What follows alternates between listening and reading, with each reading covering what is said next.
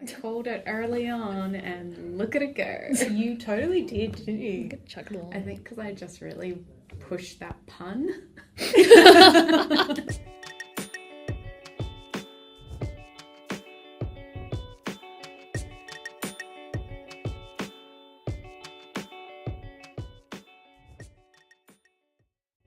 Hello and welcome to Literary Canon Ball, a podcast for anyone who wants a fun and feisty conversation about books. Literary Canon Ball is inspired by the work of the Stillness account that reveals the ongoing gender imbalance in the conversations we have about books. We're striving to correct some of that imbalance by talking about books written by women from around the world. I'm Kirby Fenwick and I'm joined by... Neve Marnie, student by day, writer, editor by night and reader by nature. Woohoo! And... Bea Murphy, enjoyer of trees and nature, and now rocks. And just general superstar. Yeah. Rocks? Are you into rocks now? Oh, after reading the 5th season, of course. Well, I didn't make the link, my apologies. I went down a rabbit hole of geology in knew you would do 2017 and I really enjoyed it. So to get a book that touches on my fascination for sedimentation was a joy. Oh, you are a joy. Okay, so to our book for episode 14. The 5th season is a science fantasy novel written by N.K. Jemisin and published in 2015. The winner of the 2016 Hugo Award, the 5th season takes place on a supercontinent called the Stillness, where every few centuries, catastrophic climate change / volcanoes / earthquakes throws the society into chaos. The first volume in the Broken Earth trilogy, the New York Times said the 5th season invites us to imagine a dismantling of the earth in both the literal and the metaphorical sense, and suggests the possibility of a richer and more fundamental escape. Fee, you suggested we chat about this book. Why did you bring it to the pod? At the start of 2018, I wanted to read more genre books because it is a gaping hole in my reading experience, because I've done The Lion, the Witch and the Wardrobe when I was young and Tolkien and all the rest of it, but I haven't really revisited fantasy or indeed science fiction. So I started looking through lists of people and it's a bit of a cock forest. So to come across I love that word. a female writer who has absolutely slayed in terms of winning awards and being shortlisted for awards in the genre, I thought it was Incredible. And the praise for this series is without a doubt glowing and in fact full of puns, such as the Library Journal states breaks uncharted ground. Nice. Which if you read the book you'll be like, yes. There's a lot of breaking of ground. Of course. So, and a few people who are really well read and versed in this, in reading the genre, who are friends of mine, highly rated it. So I leapt at the chance. What did you guys think?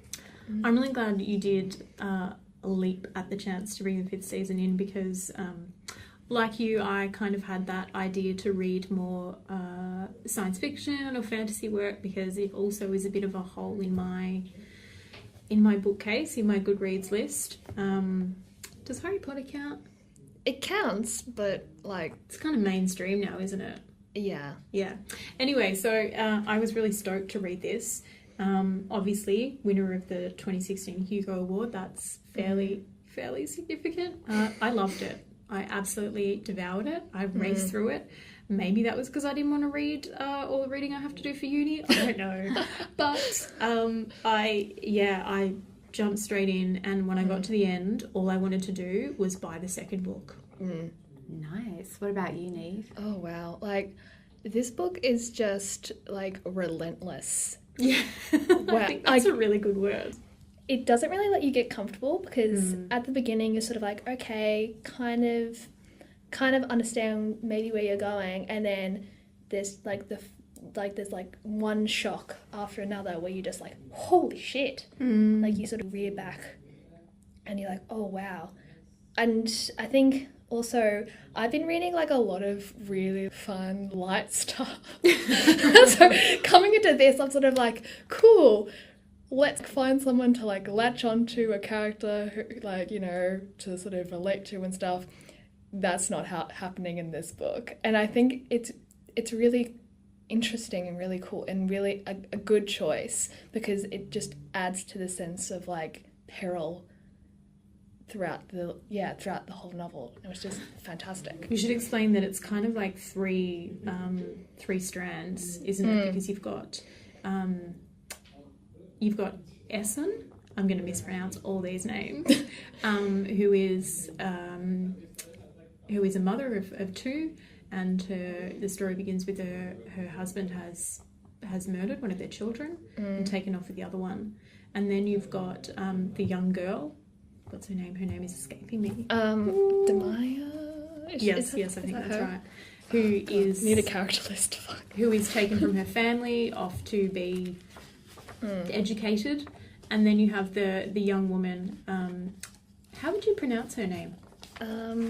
Cyanide or something? Oh, that doesn't sound right though, does it? That sounds like some sort of... Oh yes, it's Sinite. Maybe. Yeah. Well, I don't know. I feel like that that's a rock name because of how that works. So there's someone. So she's the third sort of strand of the story. Someone knows how to pronounce it. Yeah, somewhere.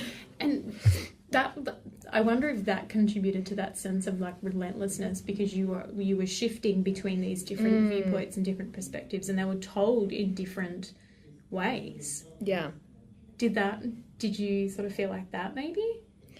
Yeah, I feel like that, but also I can't remember, but there's like a line of sort of like not being able to trust anyone or sort of rely on anyone, especially during a season when basically anything's up for grabs. So I think especially I felt there's a couple of times where I really felt this. One of the ones that stick out in my head is when the Guardian comes to get Demaya, and you can sort of see something's a little bit weird here. Yeah. But because he's so externally sort of like kind and nice, you sort of like, oh yeah, okay, I'm going to go with it. I'm going to go with it. Like, I'm sort of trusting him. And you're sort of put in my shoes, because she needs someone at that point, because her family's basically rejected her. She needs someone to sort of latch onto, and you as a reader are sort of put in that position. And then when you get to the point where he tells a story and then breaks her hand. Oh my God. All the while being like, saying the same thing and still like verbally being kind, but physically abusing her. Slight spoiler alert there. Sorry, spoilers. But I felt like what that really took me back, because you could see how like abusive and how like fundamentally wrong what was happening was. It kind of spoke to the way that to the people in the community, the origins were treated. Yeah. As you sort of trusted him to an extent, you sort of like, oh shit, and you look back at his like what he said and how like he was separating her from her family and saying like, oh, you should be grateful that your parents didn't kill you, and like you're lucky in that you can sort of already see how they sort of manipulate them even from the beginning. Yeah. I find that really interesting with how fleshed out the world is, but at the same time, you're not given the information at all. I felt like I had to do a lot of work to keep track of what was happening, because it shifts perspective rapidly with the narrative threads. Yes. And there is that sense of peril, which I felt as with each character, but also a reader, because I didn't know what was important information, what was true, and what was stigma and fiction. That the because it's all very much a power play, and the origins or origin. I read was it orogenies? Okay, that makes sense. Like sort of like Eumenides, like orogenies. I don't know. However you want to say it. Yeah, we know what you mean. There are a group of people who inherit the ability to communicate or commune with the earth and Control energy. control the energy of the earth and Earth Father, so they can sense the movement of tectonic plates and create tremors or stop tremors. But they inherit the powers, all these abilities, but they need to be guided and taught by the guardians who harness the powers. And I found what was really interesting is that I felt like this is very much a survival novel of this push for stability of both physical landscape, but because nobody can actually control the landscape, that they're just trying to control intimate relationships as much as they can in the sense of community. And there's limited resources, so that kind of push for stability is constantly on the fore, but everyone's trying to destabilize the other person so that they stay in power, and it makes for a very confusing reading experience. I was constantly destabilized as a reader because that's the experience the characters have. Yeah. And I mean, power is such a important kind of theme through this book, isn't it? The power that people have over other people, the power that people have over the earth, like how that is used, and a false sense of power. So there's one character of the Origonies. I feel like I was start saying like origami or something. Of that group of people where they go through a tiered system of tests to prove their trustworthiness to the guardians and the community and the ability to own that power. So you go through each level and you face it's a life and death sort of test. If you fail, you die, because they're extremely hard tests. But if you get to the 10th rings, you've got this sense of freedom almost. But There's you not find real out freedom, though, later in the story that if you inherit the ability to earn 10 rings, you lose everything, which I won't spoil in the story, but it's just constant. This group of people will always be marginalized, even if they've got this perceived power. And I found that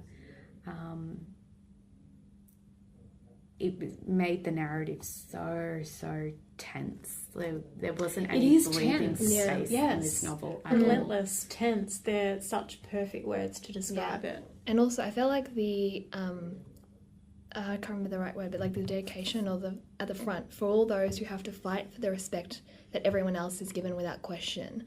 I feel like that idea runs throughout the novel so much. Absolutely. In terms of characters trying to fight for respectability or trying to I think a lot of the fight for their humanity. And with the Guardians, I feel like so much of that isn't like a very heightened sort of idea of how like respectability politics works. In terms of like, oh, if you do this and you do that, then we'll accept you. But of course, as we know, they'll never accept. It's always conditional, and it's never like, there's never any. It's just, whew. How did you find the concept of time? So it's seasons. A season will come, and it's the 5th season, which nobody knows how it will play out. Nobody knows how long it will last for. And it's a climatic event of climate change. And I found there was one passage in the book where they're discussing they're kind of punting about how long the season will last for because they need to get resources ready. And some people are like, oh, it'll definitely be a couple of years. And someone's like, oh, I reckon it'll be at least 100 years, if not longer. How did you find that concept? Kind of staggering. Right at the very end of the book, this is not a spoiler because it's like one of sort of like the extras that you get. It sort of goes through the seasons and how long they lasted and what they know about them. Like it goes like right back through the history of the earth, which is kind of like that Wikipedia page that you can look at, which tells you like how the world's going to explode in like 7 billion years or something. I don't recommend looking at that Wikipedia page because you will end up laying on the floor just like rocking for 3 hours. Not saying that I did or didn't do that, but yeah, I found that whole kind of concept really fascinating. The way, I mean, just to think like, oh, well, this, you know, we could be living with these like acid clouds and ash and God knows what for like 150 years. It's like, how does the civilization continue? How does life continue in that environment? But then also when you talk about time in relation to this book, you're talking about the three strands of this story, which sort of, I'm not going to spoil the ending of it, but the way it kind of plays out, when you think about time in the context of that as well, is really interesting how she's worked with it. Really interesting in that one of the stories, there was massive leaps forward in time by years, and then one of the other perspectives, it was just like days. Hour by hour, day by day. Yeah, absolutely. I found that incredibly unsettling as a reader because I had to be alert the whole time to figure out. So I didn't find it unsettling. I get that I had to feel alert, and I definitely felt like I had to feel alert. And I wonder if it helped that I read this in like just a couple of big gulps, you know, like I just kept reading and didn't want to put it down.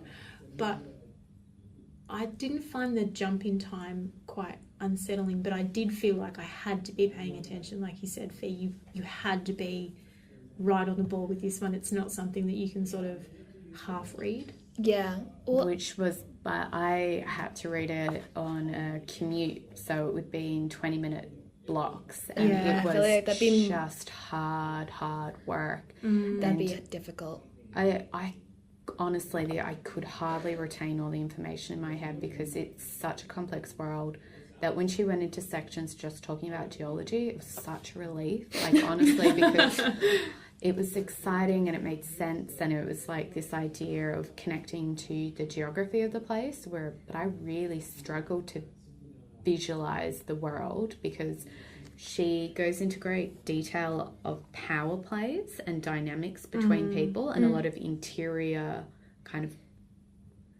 thinking of the characters. But I was like, I want to see the world. Describe the rocks to me again. See, I don't care anything about the rocks. I was so into all the power. I was so into the interior. Like, I love character. Whereas, like, when people talk about the rocks, I'm like, yeah, okay, cool. Let's get back to the people. I don't care. See, I kind of like a little bit of both. I'm like somewhere in the middle between you guys at the opposite end of the spectrum. I kind of appreciated both. This book is really... it's really very diverse, or I should say it's reflective of what the world actually looks like in terms of the characters and their race or their sexuality, which was really, really refreshing to read. Yeah. And for it not to be like a massive plot point, it's just, here it is. There it is. And also, like, she describes all the characters in like the same way. You know, I feel like often with authors, they'll leap to point out they'll have like a black character or something, and then sort of not comment on like any of their white characters. Sort of saying that basically like this is the norm, this is not. Yeah. Whereas I feel like, you know, she talks as much about I can't remember the character's name, but he's very like very white skin as much as Hona? The boy? Yeah. Hoa, yeah. As much as Alabaster's skin as well. So I didn't... But I felt like she did a tremendous job of giving complexity to the marginalised and creating a real sense of... because people with the ability to control the earth inherit that, but it skips generations and nobody knows how it happens. So you can be marginalised within your own community or within your own family. Yeah. And that sense of grappling with identity, I think... she did that really well and kind of did it from the character and the events rather than like a monologue or something like that. It's never kind of clear cut, oh, I was born this, so I believe this and this will happen. It was more like people coming up against community ideas and societal ideas. So I think it wasn't just a diverse cast, but it was diverse thinking about ideas as well within each character. It was so complex. I liked it. But at the same time, I didn't like it because I not that it's, I don't like the fact that I wasn't relaxed. I just found the narrative structure of 3 characters, and this was just purely based on the reading experience that I had to have of reading in very short periods of time. I just couldn't get into the book at all. There was just so much information that I never once felt like I was running with the story. I was just playing catch up, going, what is actually happening? Yeah, so maybe it's one of those books that you have to read in longer stretches. Yeah. To sort of give yourself time to sink into that. And I almost kind of liken it to reading, you know, when I've embraced the classics this year, I kind of almost liken it to reading a book like that. In the saga? Yeah. Oh, or this just is definitely even epic in just, scale. Yeah. Even just reading, you know, reading Jane Eyre, just giving yourself the time to get accustomed to the language and to the way it works, and just giving yourself time to sort of sink into that. I think if I had read Jane Eyre the way you read this book, Fee, I would have had a completely different experience. Yes. But because I had the time to sit with that book and read it for a few hours at a stretch, like I did with the 5th season, I sort of had that chance to sink into that world. And maybe that's what you need to do. Yeah. Like as a reader. I think very much so. That's or I think at the same flip of the coin, if you're used to the conventions of fantasy novels, which this does play into certain conventions of she's setting up the rules, but also explicitly telling the reader, I will not tell you all the rules right now. You will find them out along the way. Yeah. I think readers familiar with the genre of being more au fait with the power dynamics of what's happening. Yeah. And because I read a lot of nonfiction, I'm used to things being explained. Not explained. That's not the right word. Presented. Yeah. And backed up. Yeah. Whereas here, it's like being quicksand. Nothing is stable at all. What did you guys think about the use of the second person narrative? Because I've read a few. I don't mind it. I got on Goodreads and read some reviews, which is not always a good idea. And there was a lot of hate for the second person perspective. Totally disliked it. Really? I actually thought it worked, like thematically it worked. And also with second person, you sort of stop seeing it after a while anyway. Because you were doing it small bits. Like, no. Some readers do, some readers don't. Well, for me, I stopped seeing it after a while, and also it worked thematically because of this. For me, because of this one line after the Guardian talks about the story. Where was it? He talks about the story, and then there's the line while he told it, she imagined herself as Shemshina, bravely facing a terrible foe and defeating him with cleverness and skill. With every you and your that Shaffa speaks, however, she begins to understand he does not see her as potential Shemshina. And there's a couple of like lines like that talks about like the you, and I feel like that's having the you as a narration sort of brings us in. Brings into the story. Further. Which I liked that component of it, but I think there are tremendous limitations in telling a narrative using you.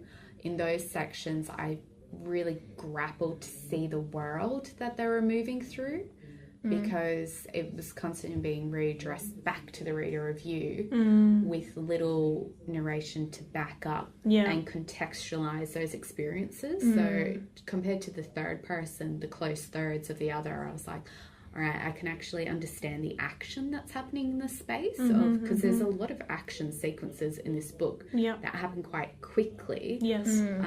Whether it's a climatic event or a violence that happens. But when it was in the second person, I was like, I am walking into this space where I don't actually know the geography of it. I'm very, very confused. So it kind of made me plod through to try and get my grounding. Yeah, I don't think that the you narration was probably in that strand was the strongest of this, but I still think it worked because for me, I was more concerned with the interior and there's still, I feel, some material. Right. You get So you wanted more of the rocks. you. I think really, I can still get a sense of the character even when it's addressed to you. and I think the reason because I really like geology, but beyond that is because it's the 5th season, and I really wanted to hear about what happened, like what season it would I think be. you're gonna have to buy the second book.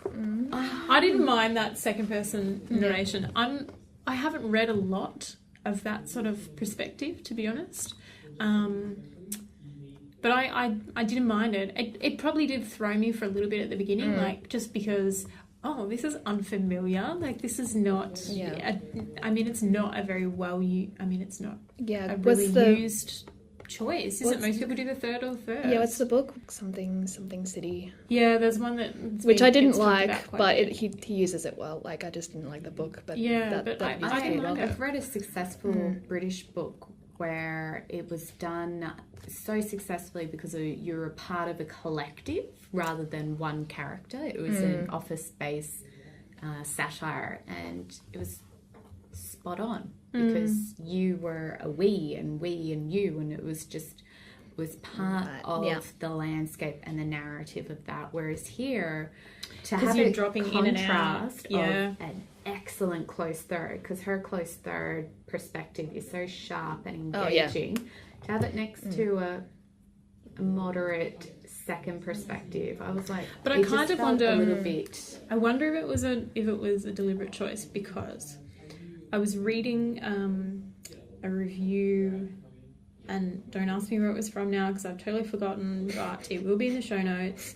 And it was talking about how Essen really has had to almost remake herself. She's had to really Depersonalized. and almost remove herself from her past completely and kind of start again.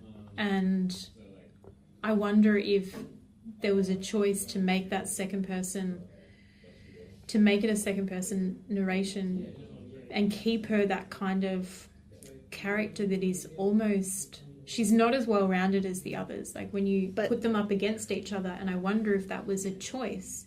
Because when you get towards the end and you know that you know who she is and where she's come from and how much of herself she has had to get rid of and walk away from and lose. I don't know. Maybe I'm trying to. I think that's an interesting You know what I point, mean? but I disagree with it. I think that, mainly because I think that could be achieved with the close third.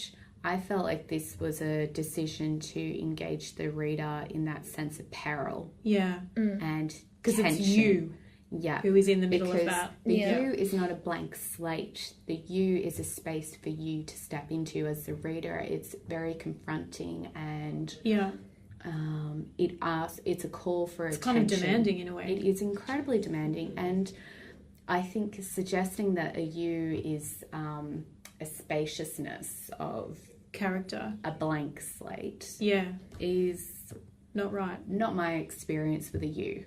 I think it's a very crowded space on my own thoughts with the character's thoughts, kind of figuring out where everything sits in a narrative, whereas a third is you're looking at kind of and assessing, and that can be a more blank, less rounded space. Okay, another question for you both.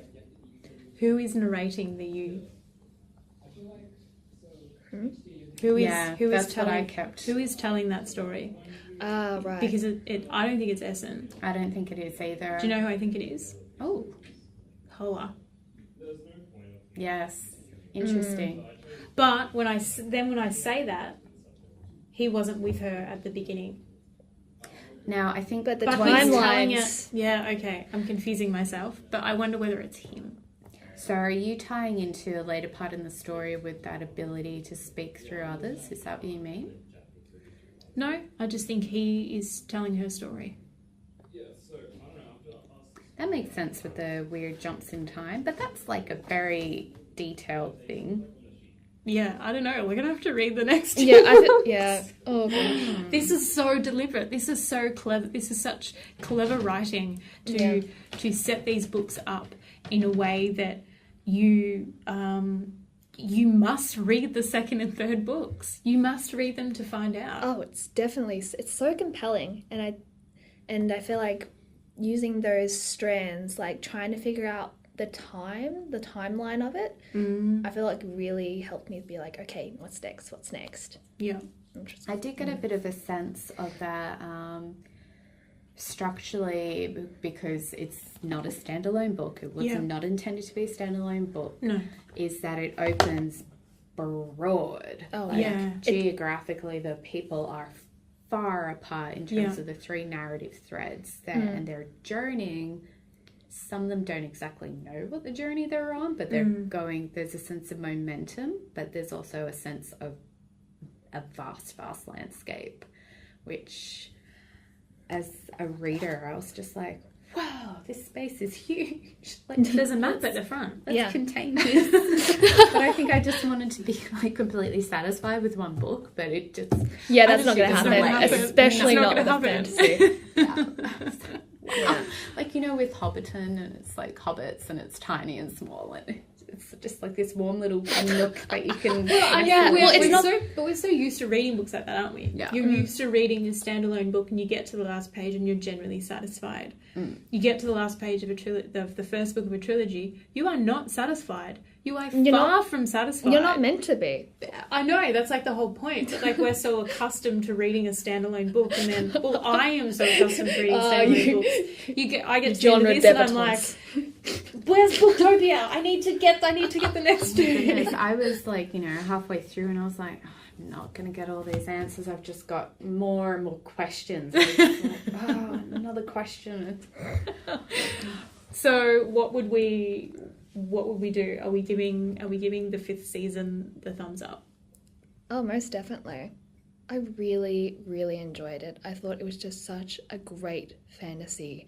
And I think also for me, and this is really, really broadly speaking, for me, like, a lot of the sci-fi that I read is sort of inwards and sort of uses the sci-fi setting to comment on society and look inwards, whereas a lot of the fantasy that I read looks outwards and is trying to sort of create a different world. And I think with this book, it does both. Like, it made me think about the oppression and racial politics of our world, but also at the same time had such beautiful world building that I felt transported. Yeah. And it just worked really seamlessly, and I loved it. I agree completely. Yeah, I mean, 2 thumbs up from me, and we'll be definitely reading the second and third for sure. Yeah. What about you, Fee? I found it really challenging, like, as a reading experience, and I didn't have an ideal reading experience with reading in small chunks of time, which, you know, when you're reading a book and you know that you're killing a book because you're not giving it the time, the limitations that you have. So I think I actually have to go back to the beginning and start again to actually understand the story, because there was so massive swathes of this story where I was like, I have no flipping clue what's happening. Yeah. And not in that whole of like, ooh, intrigue, off we go. No. It was more like, I literally do not understand what any character is saying, where anyone's standing. I'm very much like, you're very visual as a reader. So much so to have like, now that I know that it's very interior, it's like a different mode of reading, because I think that's a really interesting thing that I don't really think about a lot, is the time that you give a book and how a book should be read. Yeah. Because some books should be read in short, sharp bursts. If you're talking about, say, a collection of essays or a collection of short stories, definitely. You read a story or an essay, you put it down, you walk away. Something like this, you need to sink in it and sit with it for like 5 hours at a time. Yeah, definitely. Which I don't think I will go on to book 2 and 3 until I've reread this one. With this one, mainly because somebody asked me at lunch at work yesterday, and they're like, oh, what are you reading? And I was like, I have no flip. I can't understand it. And I think because I'm a logic rule-based person, which even I just wanted to know the rules of this world. Yeah.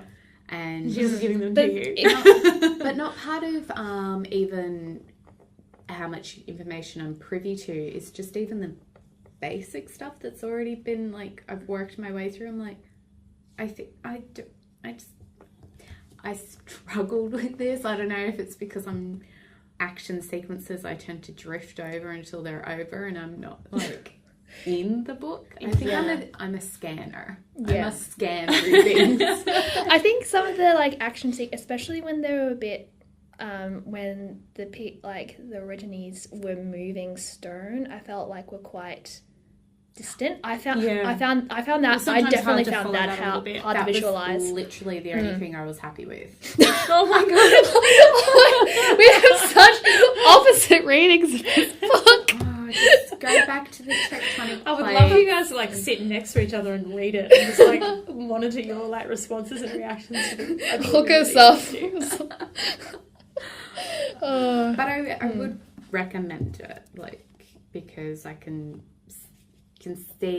understand why this book is loved and widely recommended, because it's sharp writing. Like, it's not I assumed it would be an easy read because I was a bit like, oh, it's a fantasy novel. It'll be like, ooh, pacey, look, I'm turning pages, but there's so much more to it than just that. Definitely. It's exceptionally rich, engaging, sharp dialogue. I just need to pick up my game as a reader, to be honest. Yeah, it's just, you're not handheld in terms of, like, even the concepts. Like, there's a glossary type thing in the back, but no one really wants to be, like, flipping back all the time. And it's kind of I just read that at the end. You sort of just throw in terms, and you sort of like, I kind of get that through context. Yeah, you just got to go with it. It's like, you know, HBO, like The Wire or whatever, where they open up on a scene with, like, 10 characters and nobody introduces themselves, but the action happens and you just have to keep up with the TV show. Yeah. This is very much like HBO. And I was just like, oh, gosh. Actually, funny you should mention that, because I think it's going to be turned into either TV or a movie. Oh my god. Oh, that would need to be TV. There's too much. I think it needs to be TV. Yeah. It would be like a 3-day long movie. Yeah. Yeah. So that may be what's happening with the 5th season. So keep an eye on your Netflix/Stan/ however you illegally download television. Oh gosh, I don't know. That's going to be such an intense TV show. Because there's going to be so much gore in it. Who's going to play who? I don't know. But there's things you can get away in a book, and especially a fantasy book. That you can't get away with in a TV show. Yeah. Like, I feel like there's degrees of separation. Like, for one thing, TV shows are so visual. And even, like, if it was, like, a sort of contemporary fiction book, you can get away with some of the stuff that you can sort of get away with here. Like, I don't know. I mean... It'll be interesting. I mean, they more or less... Well, I don't know. They more or less did Game of Thrones. Ish. Did anyone watch that after, like, season 2? I didn't. No, like, semi-successfully, like, did it. So, I mean... Well, maybe. We'll reserve our judgment. Yeah. But I think our judgment on this book has been that we are positive. Positive, yeah.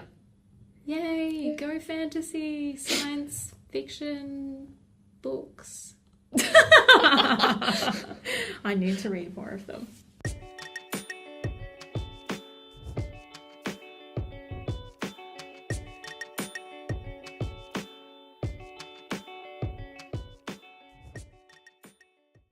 Okay, let's get to recommendations. What have we been reading and watching and listening to that we want to give the 2 thumbs up to? Who wants to go first? Should I go first? Yeah. I'll go first. Okay, so a couple of recommendations this month. Kind of different to each other a little bit. First one is a graphic novel by Noelle Stevenson called Nimona, which is kind of like this... there's a superhero and a supervillain, and Nimona is the name of the young girl in the book, in the graphic novel, I should say. It is super engaging. It is really well written and drawn. The characters are really wonderful. Nimona is really beautiful. There's some really touching, heartfelt moments in it as well. It's not all supervillains and superheroes. It's great. It's really, really great. It's a quick read. I know I'm probably not the intended audience for this graphic novel. Who cares? But I don't care. And I really, really enjoyed it. I borrowed it from the library, so I'm probably going to buy a copy for myself and stick it on my bookshelf because I feel like it's one of those ones, it feels like a comfort read. You know, I feel like if I was not having a great week, and I would just pull Nimona off the shelf and read it and feel good. I do that with a bowl of spinach and Gerald Darrell's My Family and Other Animals. See? Perfect. It's one of those books. So, yeah, all the thumbs up in the world to that one. The other one I'm going to recommend is like, you know, it's like me recommending Jane Eyre all over again. It's probably something that most people have already seen live or are currently on Netflix watching it. It's Hannah Gadsby's Nanette, which is an hour of some of the most hilarious, engaging, challenging, heartbreaking, soul-destroying, inspiring, furious television performance. It's not television, it's a performance that I've ever seen in my life. It made me laugh, it made me cry, it made me feel all sorts of things. But I think it's something that is really, really important and something that everybody should watch because I got so much out of it, about stories, about anger, about truth, about the difference between humility and humiliation. I don't want to talk too much about it because I can feel myself getting a little emotional now, but it's beautiful. It's really, really important. So if you don't have Netflix, get Netflix, borrow someone's login, look through your neighbour's window, download it illegally. I honestly don't care. Watch it. I think really, it really should important. go be a part of the National Archive. I think it's honestly It will monumental. be. I think it will be that it's broadcast on Netflix. I think it will be a part of the archive. But I mean, if it's not, I Not might the send an email. Netflix archive. I mean the Australian Yeah, National no, I agree. State Libraries. Yeah, it no, needs to stay as a. It's incredible really, that it's it is. been documented because I saw it live at last year's comedy festival, and I left with almost a grief that other people wouldn't have the experience. You know what? of it. I've carried that grief since last year's comedy festival because I missed out last year, and I didn't get to see it, and so I know exactly what you're saying, but I hadn't seen it, but I had missed out, and I felt really like kind of annoyed with myself that I had missed out. But I think it's almost a different missing out because you've now seen it and you know that it's so powerful, and I can imagine will tell everyone to see it. But I think it's once you've seen it, it's life-changing. It's just, it fucks up your brain and emotions and articulates things in society that needs to be given voice and documentation.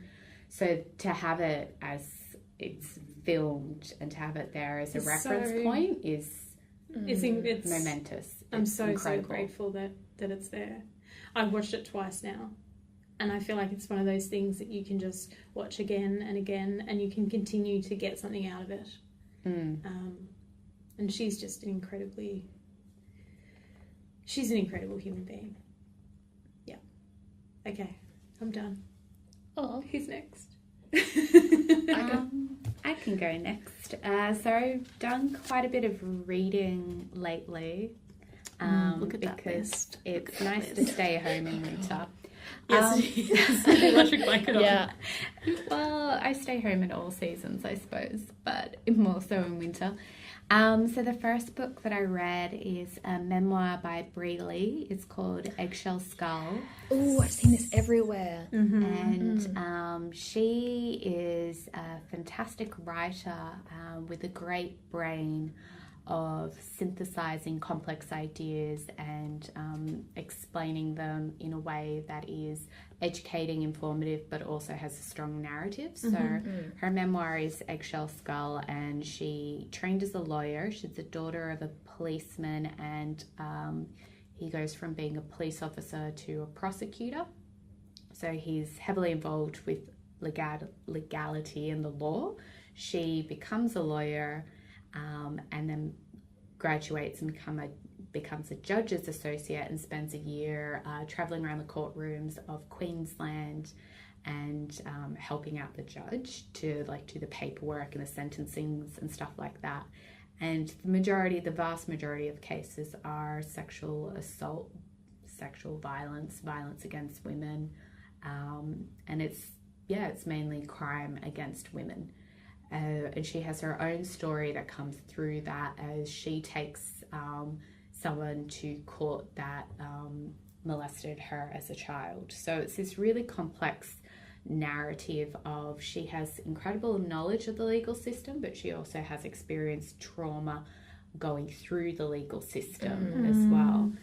It's a really unique perspective. Incredibly unique perspective, and this book isn't just about her, and she goes to great pains to make it more than just her, and it goes into what structures that we have in place for jury selection, how there's a high case attrition at the police level where women or complainants are mistreated so much that often they don't get processed through the court of law because it requires incredible endurance and a sense of assurance and support. Everyone needs support to actually get through the gates of the courts. And not everybody has that support. Exactly. Or they're not even believed to begin with. Because a lot of it is circumstantial evidence used against women of questioning their choices that they've made for the crime to occur against them. It is a harrowing read. It's absolutely devastating, but completely compulsive. Like, I zipped through this in would have been a day. It was just zoom right through, but you're held by Bree's hand throughout. It's quite shaken by it. It's just such an important book.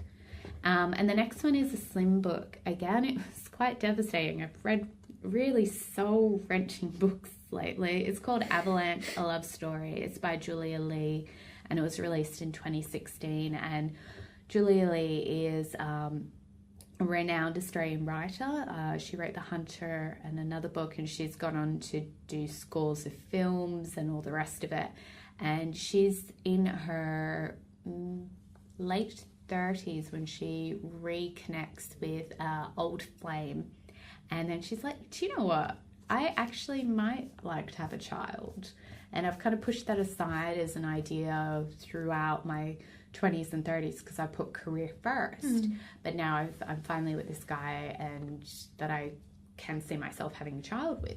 So she goes off on the journey of starting to the process of wanting to have a child, and it follows her journey for a good few years of where that relationship dissolves and she goes through IVF, and this is essentially a love story of a child which you find out very early on she doesn't have. And it goes right into the process of IVF and how it's a monetized industry selling hope and dreams for a very high cost, but the reality of fertility for older women isn't actually talked about very much at all. So she, again, is a fabulous writer in that she takes really complex, untold stories and embodies them. And her prose is flinching. It is so on the page and just, there's so much white space around it, but she just pars back everything, so it's just the beating heart of her story, and it's devastating. Oof. But incredible that she wrote it. That sounds really, really powerful. It was that, and I didn't think I would connect with the story at all, because I didn't think it was a story that would devastate me as much as it did. And it brought up a lot of conversations I've had with older friends who have experienced IVF, and then I got more insight to how traumatic that experience would be for them, whether it worked out as a positive or a negative. Because it's almost like that, so much of that kind of your existence as a cis woman is around what you're going to do with your uterus and your fertility. Like, I'm still getting questions about that. and I will continue to, I think, until I'm physically unable to have a child. Maybe they'll still continue even then. Who knows? So it's kind of like it's not when your body doesn't work in that way, or you get to the point where your body needs help with that, it's almost like I could just imagine that would be I know somebody that just went through it, and it was tough for them because that's not how her body was supposed to work. She was supposed to just get pregnant. You know, it wasn't supposed to be that hard. Anyway, it's a big subject, and it's a tough subject. And her honesty is, it's unflinching. Such a treasure of a book. Add both your books to my list. And then I read Lab Girl, A Story of Trees, Science and Love. Oh my God, that is made for you, isn't it? I was recommended it by a friend who said that, and I was like, will it? Yes, it is deeply into biology and earth sciences. And scientific practice. It's by Hope Jahren. She's an American writer, and she is like slaying it in the world of science. Like, her scientific discoveries are like recreating. She's actually a scientist. She's actually a scientist. Sick. And it goes through what it takes to become like a scientist in terms of funding, and then what it becomes to be a great scientist, which is another step above just working in someone's lab. But to start a lab and to do that as a woman is it like a memoir? It's a memoir of her career, essentially, but it also kind of, there are different chapters, short chapters explaining the biology of the planet and how trees are made up. And that needs to go on my list as well.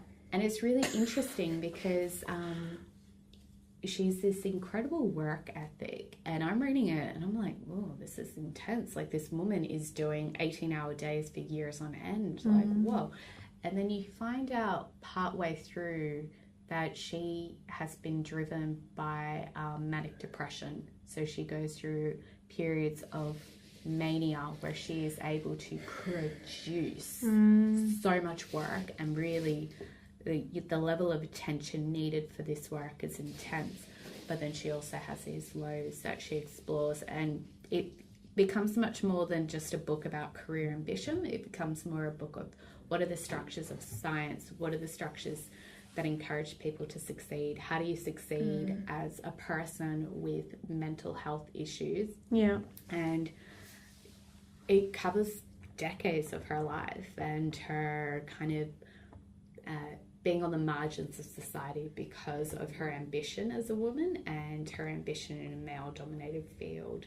And then there's these moments of just exquisite beauty where she is just looking at the world with such unabated curiosity of how is a tree, and how do trees talk to one another, and the fact that they communicate across miles and warn one another of dangers and predators coming. And it is like being in the world is just, I really enjoyed it. It was beautiful. It was absolutely beautiful. See, this relationship is tough because every month I have to add so many more books to my list.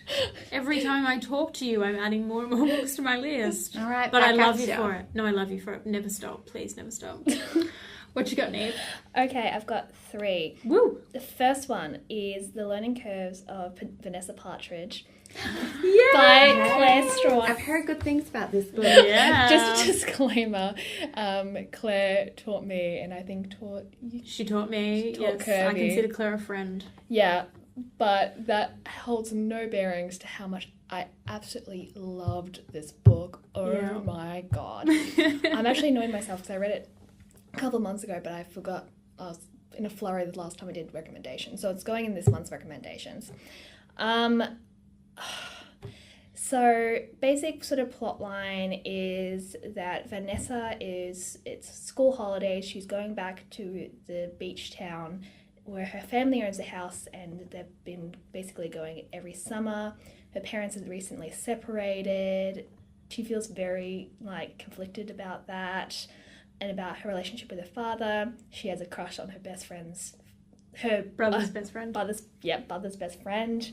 It's Dareth, and he's just such a great character. I wanted more of Dareth. Oh my god.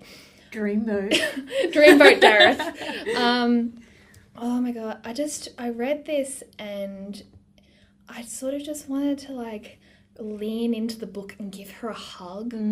Like that's how real she felt to me. Yeah. And also at the same time I wanted to give this book to so many girls, because I feel like so many girls in our world need books like this that discuss the topics of like sexual assault and consent and like But relationships. Even just the complexity of friendships and definitely. family. Oh yeah, definitely. Like this, like those are just some of the, but like there are so many ideas with this book. Like there's ideas of like national sovereignty and like Aboriginal land that come into with, especially with Dareth. There are ideas with like having to negotiate like relationships with parents, especially as you're growing up, and how parents can sometimes really betray and disappoint you, and how devastating that can be. Yeah. Like, yeah, there's just so much. There is actually, there was a point I got to this book, I had to close it up and like cry for like 10 minutes. I was just like, fuck. Because I feel like everyone knows someone or has experienced some of what Vanessa experiences or something like that. And it's so raw and on the page. And yeah, the writing is amazing. The writing is just so good. Pick it up. It's so good. Okay. Yes. Yep. Next. Great cover too. Oh, gorgeous cover. With birds and the cello. It's just beautiful. Then second recommendation, and a bit of a gear shift, is Set It Up, the movie on Netflix. It's a rom-com and I loved it. It was so nice. Was that the one I told you about? No, that one I think is about to come out. This is the other one. I retweeted the trailer on my Twitter. It has Lucy Liu, Zoe. Oh, Deutsch, yes, I've seen Glenn this. Powell. Yeah. No, I haven't seen it, but I've seen the ad. Yeah, I've seen the ad for it. Yeah, really great. Basically, two interns who are super overworked set up their bosses, and it's classic. And it's one of those like movies that both completely engages with and celebrates its sort of rom-com like history and the tropes with that, but also in many ways very much veers off and subverts some of them. Oh, okay. And not in like a we're too cool for this way, but in a sort of like the rom-coms of the past had great elements and we want to bring those to the like modern day, but they also had some really proper elements, and let's maybe leave those in the past. The writing's super sharp. Like there were just so many exchanges between sort of like the 20-somethings of the movie that I'm like, oh fuck, I would have that type of conversation with my friends. Like that rings really true to me. It was really lovely. It was a great time. Can't go past a classic rom-com, can you? Yeah, exactly. I can just imagine you watching a laptop opening, you click it. Yes! So good. It's like poetry slam. I love. I know, I clicked everything. I love it. And then last recommendation is called The Kiss Quotient by Helen Huang. I'm not sure if I'm pronouncing that correctly. It's her debut novel. It's a romance. Essentially, the main character is autistic and he wants to have she's basically been in relationships, but she finds sex really off-putting. She's never really had a good sexual encounter. Her parents are sort of starting to pressure her come on, get a boyfriend. How old is she? She's I'm trying to think, 30 something. Okay. She's in a really great job. She's she does something with statistics that I can't remember the name of at the moment. Seems like a really interesting detail. Tell me more. Yeah, and she's and it's basically what her job is. I think she delves into statistics that commercial sort of side of it, sort of analytics, that sort of stuff. I think. Yeah. Yeah. basically the sort of turning point is like, she's like, okay, this is bullshit. I'm going to take control of my life. And oh my god, she's going to put a statistical framework behind her romance. no, well, I'm like, I want to read that. Is that what she does? That's not what she does, is it? Oh, no, she's heartbroken. I know, I'm so sorry. You just jumped in there. I'm like, no. I'll write that book. And she sort of does, but not in the way that I think you're thinking. Essentially, she goes onto a male escort website and is like, you know what? I'm going to get someone to teach me about this because this is crap. Like, every time I've gone out with people, like, had terrible experiences. So she's going about that in quite a scientific way. Yeah. And then so she she goes, like, and she meets this guy. Okay, I've got these lesson plans. This is what I want you to teach me. Oh my goodness. Wow, she is prepared. I came prepared. And it's really great. Like, I really loved it. There's like a lot of discussions about consent and what, like, good and bad sex is. God, that book sounds great. Yeah. Yeah, like, she does, yeah. It wasn't so much, I'm going to go, like, date a whole lot of people, because I feel like that wouldn't work with her character, because she has so much trouble with socializing. So this, in that way, she's able to control the environment and the space, yeah. Yeah.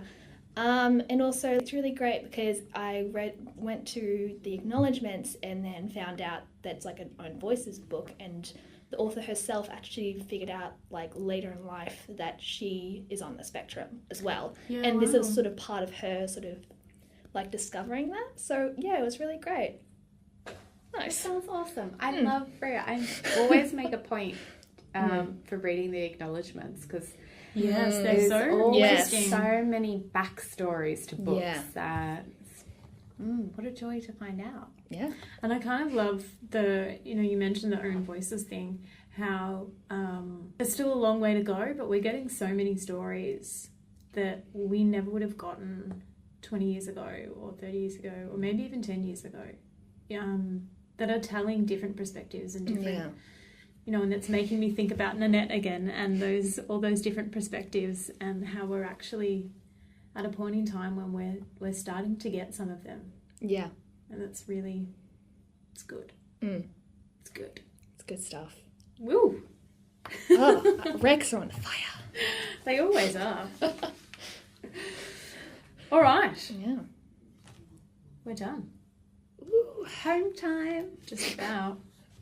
Thank you for listening to another episode of Literary Canon Ball. We hope you'll tune in again next month when we'll be talking about Janet Malkin's 41st 41? It's 41, isn't it? Why have I written 41st? 41 false starts, essays on artists and writers, which I'm really excited to read and talk about because I read Janet Malcolm's The Journalist and the Murderer when I was studying journalism a few years ago now, and got a lot out of that, like really enjoyed it. So I'm actually going to go back and reread that and as well as read this. I love the meta joke that you put in there with the false start to pronouncing the name. Yes, I did that on purpose. Absolutely. Yes, thank you, Fee.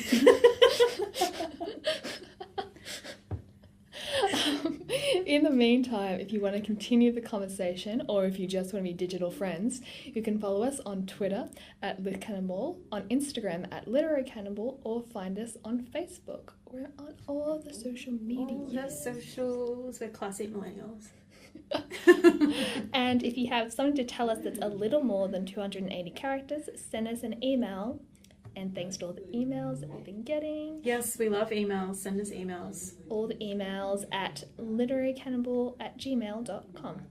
And make sure you check out our website. We live at literarycannonball.com, and that's where you'll find a full wrap of the show notes and links to all our recos. That's literarycannonball.com.